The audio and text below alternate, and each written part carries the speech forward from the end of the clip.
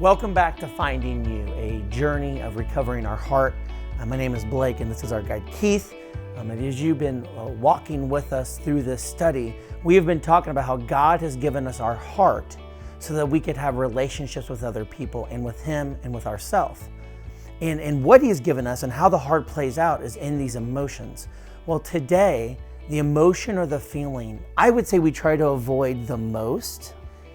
And I would say that one of the most powerful and useful feelings is guilt. Guilt. Walk us through that today. Guilt, in many ways, is the goal. Guilt is good. Guilt is the result. It's actually an outgrowth of doing the other feelings. So if you remember, like that building up of empathy, I first have to develop this consciousness of myself and what it feels like for me within my stories of having a time when I felt that. That plus healthy shame will give me a conscience of others where I can see that emotion on their face, and then I know what that feels like. And then my empathy is, will I make a vulnerable choice of relating to what that person is feeling like, having felt it before. Then I can have real relationship with others. Now, many people associate, I feel guilty, but really what they're feeling in the moment is toxic shame. Walk us through, what is the difference? Yeah. So guilt is outside of me, but shame has been internalized. So guilt would say, I made a mistake, but shame would say, I am a mistake. I did wrong, or I am fundamentally broken. That huge difference. In fact, like if you find yourself continually apologizing for the same thing, it's probably not guilt. It's probably shame. So this heart work that we are doing exposes our stories of toxic shame. So how did that get in me? Yes. Because God didn't make us as a mistake. No, We're not perfectly, at all. wonderfully Right. made. But like Adam and Eve, you and I have eaten from the tree of knowledge of good and evil, and you and I have been hiding. Why? Because we were afraid. And so we feel shame and we hide from God, from ourselves, and from others. This process of recovering your heart has to do with your relationship with yourself and where you've been hiding from yourself, exposing the toxic shame. Awesome. Yeah. So if guilt does its work, what does it give it? What need does it make? Right. So when I come out of hiding, then I can be exposed. Notice it's a voluntary humility where I come out of hiding and telling of my own toxic shame stories. Then the Lord will allow it to move into a behavior of something that I've done. But there's a really important piece here with my relationship with myself and my relationship with God where that transitions.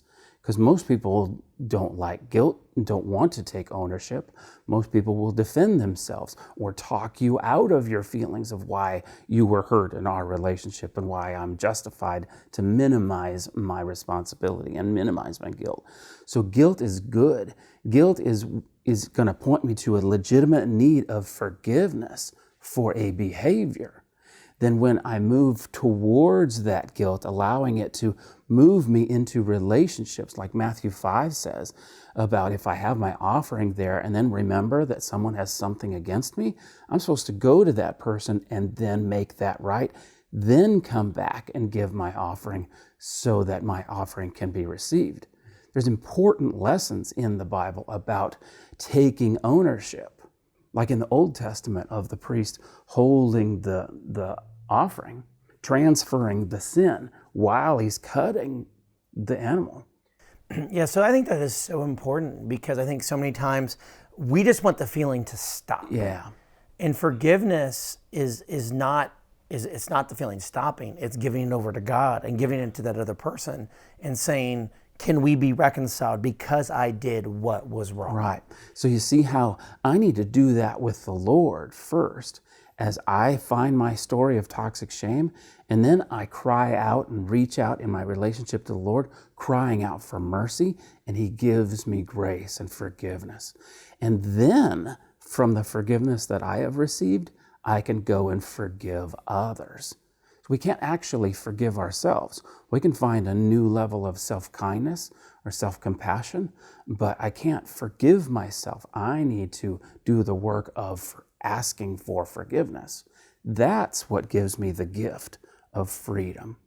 And I think what is so interesting with the gift of freedom is that before we get there, well, you said like getting right with God. 1 John 4:19 says that God is love. And what is so cool about the Christian God is that we have this amazing, secure relationship.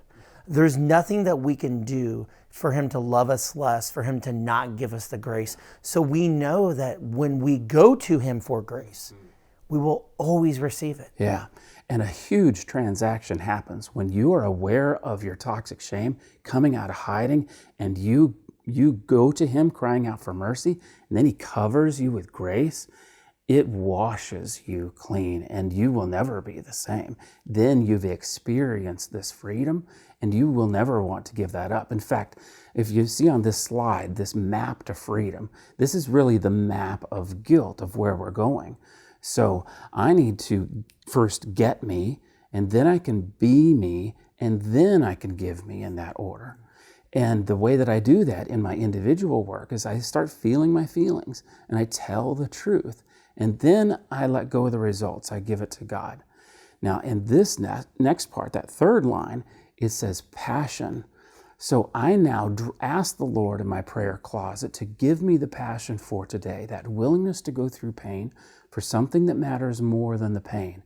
And that will lead me as a minister of reconciliation into relationships where I now take ownership of my, really it's step 8 and 9 of my 12-step programs, where I've taken this moral inventory and then I go and make it right. Then I can experience this freedom. And I actually, for those who honor my heart in the middle of that passion, I'll experience true intimacy where they know me and I know them. And now that taste is intoxicating. It's a slice of heaven here on earth, where out of that intimacy is where my integrity grows. So when I say integrity, it's the integration between my head and my heart. My head might say yes, but my heart says no. Like, I know I'm worthy, but I don't know that I'm worthy. And when I fall out of integrity, where my no is yes and yes is no, then I fall out of intimacy. And now I have this working memory of, I want to be with you, and you want to be with me. And so I go back through the passion and experience and recover the intimacy again. And that's where my integrity is grown. Then I can love deeply, live fully, and lead well. But if we don't do that, yeah, and we try to control, or we try to be, do it, and we don't allow guilt to do its job, what does it lead us into? It is going to send me back into toxic shame, back into isolation. And so that old familiar tone of the accuser that is whispering that toxic shame story that you don't like and you don't want anybody to know, you'll find yourself going back into hiding. And if you remember, our two biggest needs, we belong and we matter. Yeah. And so in toxic shame, you don't belong. Yeah. No one will know that you're here. Yeah. No one needs you. Why are you important? And so that accuser, the enemy of our soul, is going to continue to talk into that, so we stay in that toxic shame. And I make a trade-off there, that power column about being God, where I need to be safe, and I make myself safe by being hid, but I can only have limited intimacy while being hid. To the same degree that I'm hiding, then I will be known. Like, I'm not known while I'm in hiding. Okay, so what happens when if toxic shame does its work and we become isolated? What does that look like? Then I'm going to fall deep into this shamelessness. This isolation impairment of guilt is shamelessness. This is somebody who will not take ownership. There is this lack of modesty, this lack of humility. There's no healthy shame. It's that quality of being offensively bold, disregarding honesty, a resistance of taking any ownership. I think of the character Michael Scott on The Office. Like, it's humorous because we all relate to it, and he does an amazing job. And we may know a person that acts just like that. I'm like, oh my gosh, that's totally me. Yeah. That is shamelessness. I refuse to be human. I refuse to take ownership, but I'm total isolation, void of any relationship.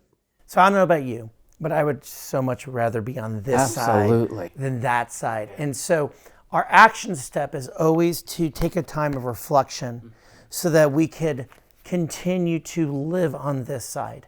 And I think it's so important. And in one of our brief points, Keith, you said something that was really powerful, where you said that you are either moving on this side, you're either actively recovering, or you're actively going back into addiction. And I think it's important because we don't arrive. Yeah. And so I think it's so important that when we say these self-reflections, it's something that, well, I got this done. No. Oh, no. Always be working. And I think it's kind of cool because I feel like the more I walk with God and the more I reflect, the more I'm kind of like an ogre. I'm an onion. I got layers. Yeah. And so as we dive into this, think of this. How can acknowledging your guilt bring you freedom? Imagine that, going to someone or first starting with God and being like, I was wrong. Imagine how that would bring you freedom. 2, what are some times when others told you that they felt hurt by your actions? How did you respond? Did you deny or justify your actions in order to minimize your guilt? Did you try to turn the tables? Did you ask for forgiveness? How are those relationships today? And then lastly, remember of a time when you sought forgiveness from another. What was most difficult about that experience? How did that experience affect your relationship with that person? And I think that is so powerful as we end, because if you think about it, if you're a follower of Jesus, isn't that exactly where our relationship begins? Yeah. Is when we acknowledge that He is the King of Kings and Lord of Lords, and He has taken on our penalty of our sin. And now in Him, we can find true forgiveness, but we have to acknowledge the fact that we have sinned. And so as we conclude this video, we want to invite you into our next as we finish off the very last feelings. Thank you so much for joining us. We can't wait to meet you next video.